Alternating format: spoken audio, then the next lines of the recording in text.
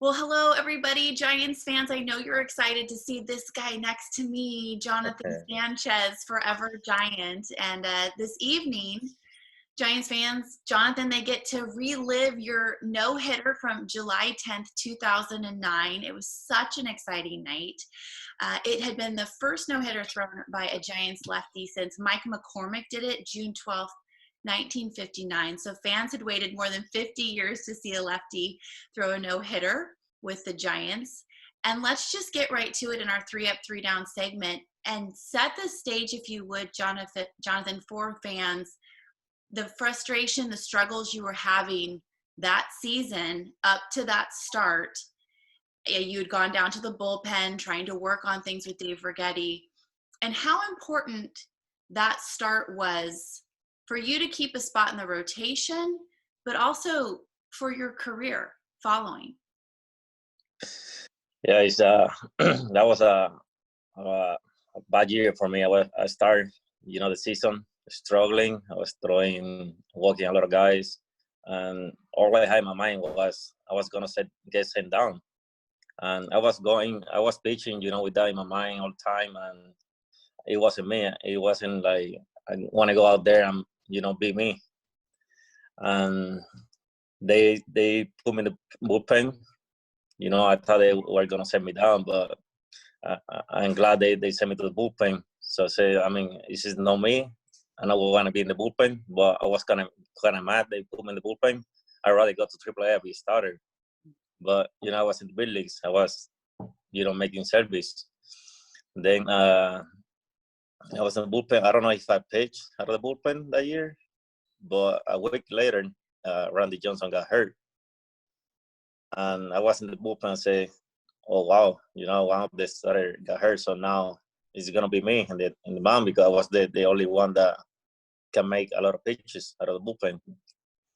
So 2 days later, I think Righetti and Boch called me to the office and said, you're gonna start for Randy Johnson.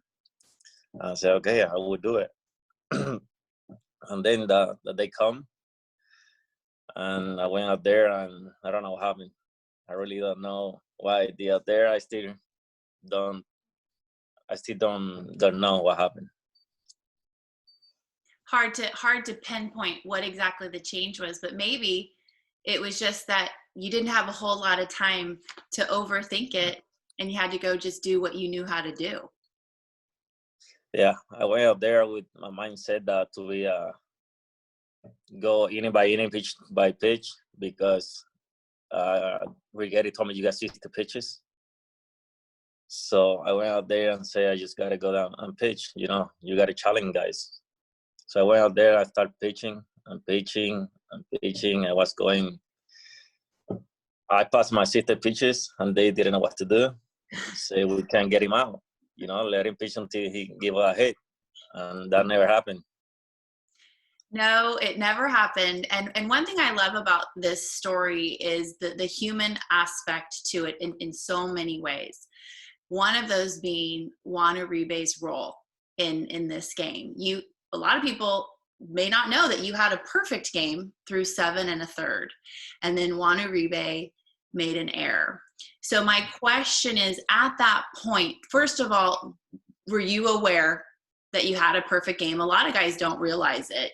Were you aware? And when the error occurred, how difficult was it for you to keep your composure and then focus on, I still have a chance at a no-hitter here?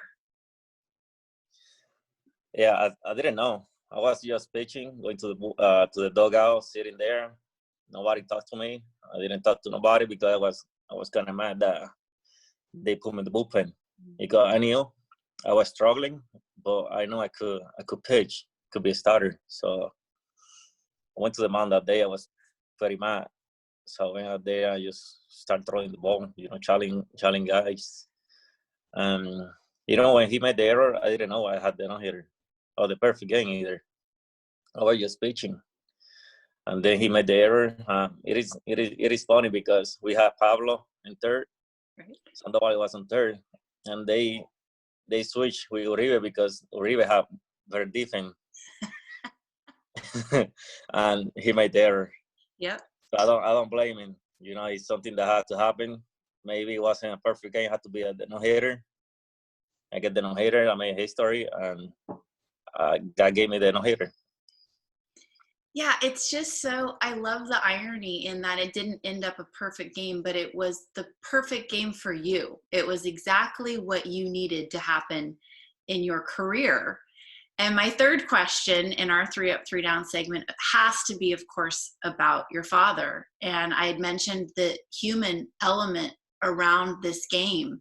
And if memory serves correctly, it was the first time that your dad was able to watch you pitch with the Giants, and he was able to come to the game, and we found him, the broadcast found him in the stands. And that side story, Jonathan, of what was going on with a father watching his son perform this magnificent feat was so emotional to cover. Can you share the emotion it was to live it with your dad there? And do you think maybe he was that little extra something you needed that night to be able to accomplish a no-hitter? Yeah, of course. I was at home alone by myself. You know, the last day I pitched out of the starter, I struggled. I was at home. I called him. I said, "Hey, you gotta come here to spend time with me." And he said, I can't do it. I'm out here, working, doing things. He got family and stuff. So just come here, you have fun with me. Come out here for a week, and if you like it, you stay. If you know, you go home. So he didn't want to come. I called his wife, and she said just buy his ticket, and he gotta go. So that's what I did. About the ticket, I told him, "Hey, you're coming home tomorrow." And he didn't know what to do because he didn't have anything planned, to come visit. So he went there. We sat down the night before. We started talking, and I think that was a breath for me. See somebody in my family with me there, and I think he gave me the strength to be out there and pitch and be more brave and do what I had to do. To pitch a great game for Giants fans and us. I still get choked up about it. It's one of my favorite moments all time, Jonathan. I get asked that a lot about what my favorite interview has been in my career. And that interview with you after that game with your dad standing next to you is number one. I want to thank you so much for taking the time all the way from Puerto Rico to join us. I hope you're able to stay safe and healthy through everything that the world is going through. You are very missed. And thank you for giving us this no-hitter to watch tonight. Thank you. Thank you for giving me the opportunity to be here and express my thoughts and how I feel about my no-hitter. Take good care, my friend. See you soon. Thank you, you too. Miss you.